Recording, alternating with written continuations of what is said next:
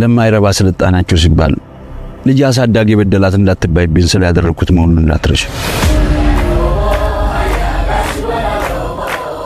ህዶቴ ማለት ያው የወላይትኛ ቃል ነው፣ ተስፋነሽ ማለት ነው።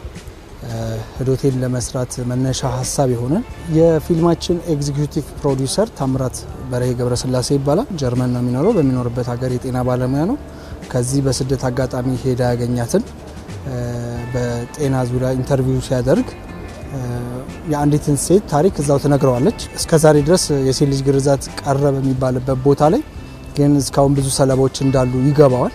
ስለዛ በአቅሜ ታሪክ ለመቀየር በኢትዮጵያ ውስጥ ኋላ ቀር የሆነውን አሰራር ለማስቀየር እኔ በፊልሙ በኩል ልምጣ ብሎ አሰበ። ሁሉ ሰው በተሰበሰበበት መሃል አትፈሪም እንዴ? ሁሉም ከወደኝ እያጨበጨብልኝ ነበር። ያው የሰራነው ወላይታ ላይ ነው። አብዛኛው ከ75% በላይ የሚሆን ቀረጻ የተደረገው ወላይታ ላይ ነው። የተወሰነው ደግሞ ሐዋሳ ላይ የቀረጽነው ሲዳማ። እዛ በቀረጽንባቸው ጊዜያቶች በጣም ብዙ ፈታኝ ነገሮች ገጥመውናል። ስራውን ለመስራት ብዙ አስገራሚ ሁኔታዎችም ገጥመውናል ያልጠበቅናቸው። ፊልሙ ላይ የሴት ልጅ ግርዛቱ የሚፈጸምባትን ሴት የምትገርዝ ሴትዮ ከአካባቢው ለማምጣት ሰዎችን መድቤ ነበርና በምፈልገው አይነት በእድሜ ደረጃ ምናምን ያሉ ተዋናይ ለቦታው የሚሆን ሰው አምጡ ብዬ ልኬ ነበርና ተገኝታ ሴትዮዋ መጣች። ግን ሴትዮዋ ትክክለኛ ገራጅ ነች። እናም የመጣችው እውነት ልትገርዝ ነው አስባ የመጣችው እና ይሄ በጣም አስደንግጦኛል ለኔ። ከበለጠ ጉዳዩን ጥናት ሳደርግበት ከገባኝ በላይ በጣም ምን ያህል አሳሳቢ እንደሆነ እንድረዳ አድርጎኛል ይህ አጋጣሚ።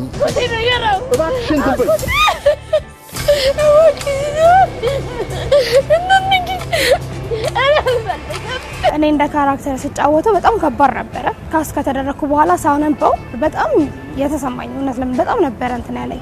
ከዛ ግን በተግባር ሲሆን በጣም ነበር የሚያመው። የህዶቴን ህመም ሙሉ ለሙሉ እኔ ታምሜላታለሁ። እንዴ ከዛ ሳርቅ ነው የታሪኩ አካል በመሆኔ ደስ ብሎኛል። ጉዳዩ አሁንም አገራችን ውስጥ መኖሩ ደግሞ ያሳዝነኛል። ግን ደግሞ ለማስተማርም ቢሆን ይህን ታሪክ እኔ እንደ አንድ ገጸ ባህሪ ተፈጥሬ በመነገሩ እሱን ተጫውቼ ስለተነገረ የታሪኩ አካል ስለሆንኩኝ ኩራት ይሰማኛል። ኦቴ ጠፊ አስበሽ ነው እንዴ? ህዶቴ አባት ሆኜ ነው የምሰራው። እኔ ከሰሯቸው ገጸ ባህሪያቶች ይሄ ትንሽ የሚለይበት ምክንያት ማለት በብዙ መልኩ ማለት የልጅን ስቃይ ማየት በራሱ በጣም ከባድ ነገር ነውና እሱን እዛው ጋር ሆኖ እያዩ በጣም ደግሞ ፊል እንድናደርግ በዚህ አጋጣሚ ሳሚን በጣም ነው ማመሰግነው። እያንዳንዱን ነገር መስለን ሳይሆን ሆነን እንድንጫወት እድሉን ስላመቻቸልን ራሱ በዚህ አጋጣሚ በጣም አመሰግናለሁ። ይቅርታ ሲጀመር ማዕድ ሳይነሳ መነሳት ነውር እኮ ነው። ታዲያ ወንድሜ ይሄንን ነገር ለማድረግ መወሰኔ ስህተት ነው ትላለህ? እንደ አርቲስት አርቲስቲክ ቫልዩ ላይ መጨነቅ ይጠበቅብሻል። ሁለተኛው ደግሞ እንደ አንድ ለሶሻል ኢምፓክት እንደተሰራ ፊልም ለህዝቡ ማደርሰው መልእክት ላይ ትኩረት መስጠቱ ግድ ይላል። ለዛ ይሄንን አናቦ ለመስራት የተጠቀምንበት እንደ ዳይሬክተር የተጠቀምኩት ፍልስፍናዎች አሉ። በጣም ከጽሁፉ አንስቶ ነን ሊኒየር የተባለው ወይም ይሄ ቀጥተኛ የሆነ አጻፍ ስታይል አልተጠቀምንም። ይሄ የሚሆነበት ምክንያት የሴት ልጆችን ፔን ለማሳየት ነው። በጽሁፉም በአተራረክ ዘይቤው የነሱን ፔን ለማሳየት ትናንት ደረቀ የሚባል ቁስል የላቸውም እና ትናንትናቸውም ዛሬያቸውም ትናንት ነው ትናንታቸውም ትናንት ነው የሚል ያጻፍ ስታይል ተጠቅመናልና የተለየ አይነት ያተራረክ ስታይል አለው። ከዛ ውጪ መልእክትን ጥግ ለማህበረሰቡ በሚፈለገው መንገድ ከማድረስ አንፃር አርቲስቲክ ቫልዩን ባልነካ መንገድ በሚገባ የተወጣ ስራ ነው። ለየት የሚያደርገው ሀገር ውስጥ ብቻ እንዲቀር አልተፈለገም ፊልሙ። ስለዚህ ገና ከጅምሩ ኢንተርናሽናሊ እያንዳንዱ ነገር ኢንተርናሽናል ተቀባይነት ባለው መንገድ ነው የሰራ ነው።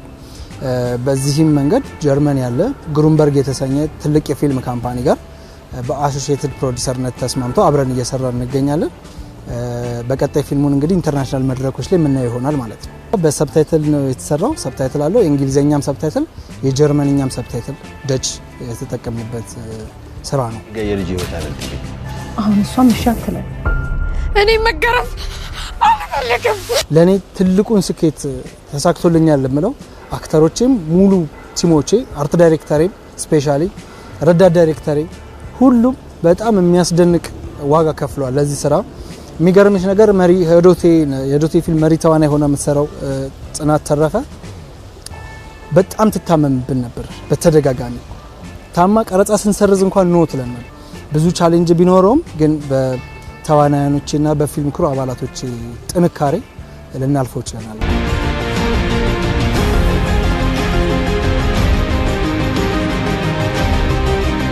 አድካሚም ነበር እውነት ነበር።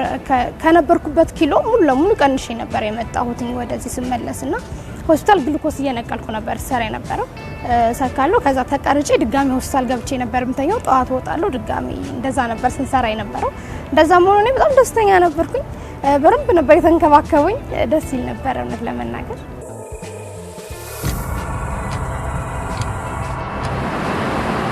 ግን መመለስሽ አይቀርም አይደል? በምርቃቱ ግንቦት 17 በአድዋ አዳራሽ ሲሆን ከቀኑ 11 ሰዓት ነው የሚመረቀው። ሁሉም ሰው እንዳይቀር በዛ ዕለት ሁሉም ተገኝቶ በድምቀት እንድናስመርቀው ጠይቃለሁ። እኔም ዘፋኝ መሆን ነው። እኔ ታዋቂ የሚያደርግሽን ሙዚቃ ሰራልሻለሁ።